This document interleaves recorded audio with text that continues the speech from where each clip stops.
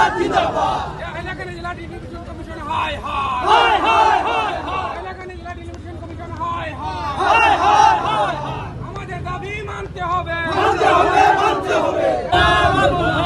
ইনসাফ জিন্দাবাদ রাইজর দল জিন্দাবাদ রাইজর দল জিন্দাবাদ করতে হবে করতে হবে ইনসাফ জিন্দাবাদ রাইজর দল করতে হবে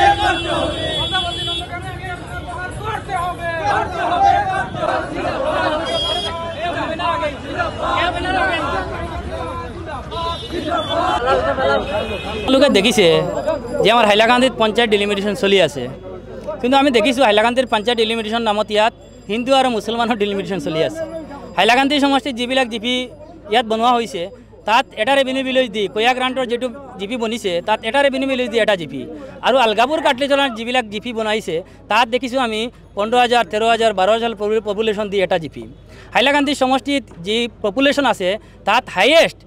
24 পৰা 25 জিপি তাত হ'ব লাগিব কিন্তু তাত আমি দেখিছোঁ 30 জিপি আৰু আলগাপুৰ কাটলিচলাৰ সমষ্টিত ইমান পপুলেশ্যন আছে তাত 200 প্ৰায় 70,000 ভোটাৰ আছে তাত কিমান পপুলেশ্যন আছে আপোনালোকে দেখিছে তাৰপিছত আলগাপুৰ কাটলিচলা সমষ্টিত তাত যিবিলাক জিপি বনিছে তাত 15,000 13,000 10,000 পপুলেশ্যন দি তাত জিপি বনিছে তাত 32 জিপি আৰু হাইলাকান্দি সমষ্টিত 30 জিপি আৰু আলগাপুৰ কাটলিচলাত ইমান পপুলেশ্যন থাকাৰ পথ ইমান ডিষ্টেঞ্চ থাকাত পথ তাত দুটা ব্লক এটা মণিপুৰ ব্লক আৰু এটা আলগাপুৰ ব্লক আমি দাবী জনাইছোঁ যে আলগাপুৰ কাটলিচলা সমষ্টিত 3টা ব্লক দিব লাগিব হাইলাকান্দি সমষ্টিত 2টা ব্লক দিয়ক কাৰণ তাত পপুলেশ্যন যথেষ্ট কম আৰু আমাৰ দেখিছোঁ যিবিলাক জিপি গঠন হৈছে আমাৰ বলদাবলদি নন্দগ্ৰাম জিপি তাত 60টা ৰেভিনিউ ভিলেজ থকাৰ পিছত তাৰ 15 কিলোমিটাৰ ডিষ্টেঞ্চ আৰু ইয়াত কাটাখাল নৈ পাৰ হৈ তাত বেচৰা নামত আৰু এটা জিপিৰ লগত তাত সংযোগ কৰি দিয়া হৈছে আৰু বলদাবলদি জিপিৰ বিলুপ্ত কৰি দিয়া হৈছে আমি দাবী জনাইছোঁ বলদাবলদি জিপিত থাকিব লাগিব আৰু আমাৰ ঐতিহ্যবাহী শাহাবাদ জিপি তাত বিলুপ্ত কৰা হৈছে এইটো থাকিব লাগিব আৰু গোৱালিপাৰ ঐতিহ্যবাহী গোৱালিপাৰ জিপি তাত থাকিব লাগিব নিশ্চিন্তপুৰ জিপি তাৰ জিপি থাকিব লাগিব চানপুৰ উজানকুবা জিপি তাত থাকিব লাগিব সৰজপুৰ জিপি থাকিব লাগিব এইবিলাক ডিমাণ্ড আমি দিছোঁ আজি দেখিছে আপোনাৰ ইনকুৱাৰী যিজন ডিলিমিটেশ্যনৰ যিজন শুনানিৰ অফিচাৰ এডিচি জন দায়িত্বত থকা তেখেত আহিছে তেখেতে কৈছে যে গাইডলাইন মতো হ'ব আমাৰ লগত শুনানিত থাকিব তেখেতে কৰিব কিন্তু যদি অহা 27 তাৰিখ আমি দেখিছোঁ যদি আমাৰ এইটো খচৰাটো যে প্ৰকাশ পাইছে এইটো যদি পুনৰ্বহাল কৰা হয় আৰু ফাইনেল লিষ্টত যদি বলদাবলদিত নাম না থাকে আলগাপুৰ কাটলিচলাৰ সময়ত 3টা ব্লক না থাকে এই গোৱালিপাৰ জিপি না থাকে শাহাবাদ জিপিত না থাকে চানপুৰ উজানকুবা জিপি না থাকে শিৱসাংগন জিপি না থাকে নিশ্চিন্তপুৰ জিপি না থাকে তাহলে 27 তাৰিখ হাইলাকান্দি জেলা বন্ধ আমি ঘোষণা কৰিম কাৰণ 27 তাৰিখৰ পিছত আৰু কি কৰিম কাৰণ ফাইনেল ড্ৰাফ্টটো ওলাই যাব তাততো আমি আদালত যাব লাগিব আমি দেখিছোঁ আমি যেতিয়া সমষ্টি ডিলিমিটেশ্যন হৈছিলোঁ এনেকুৱা পৰিস্থিতি হৈছে আমাৰ হাইলাকান্দিত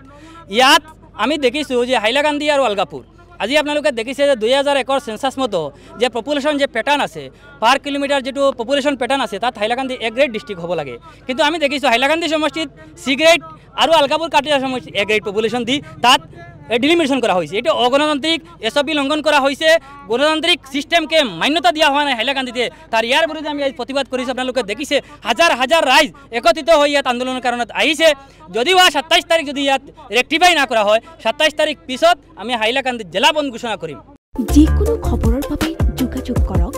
70901730 অথবা 7099017990 নম্বৰত